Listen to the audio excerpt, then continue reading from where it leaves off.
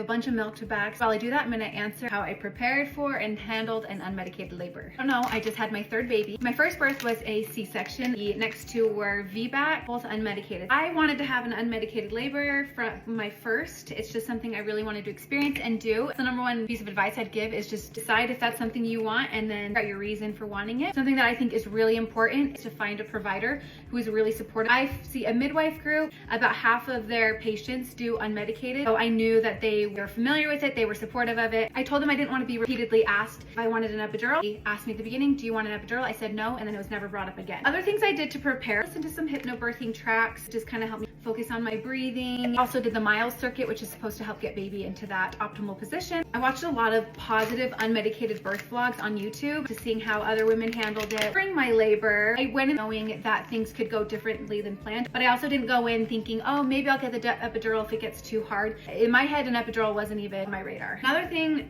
like reminding myself that every contraction was bringing them closer to being born. Remember that helped me relax as best I could through them. I would say to myself to breathe the baby down. It was a good mental image for me. I mostly just was in my bed the whole time, kneeling with the bed up. Also recommend trying out other positions because certain things I did, I feel like did help me progress faster. Making sure I had my pelvis open. I don't know, it just helped make the baby come down. At least that's what it felt like. And then last, I just really zoned out in between contractions. I really needed to gather myself to be able to handle the next contraction and just reminding myself that I can do anything for a minute. Yeah, if you have any other questions, just leave them down below.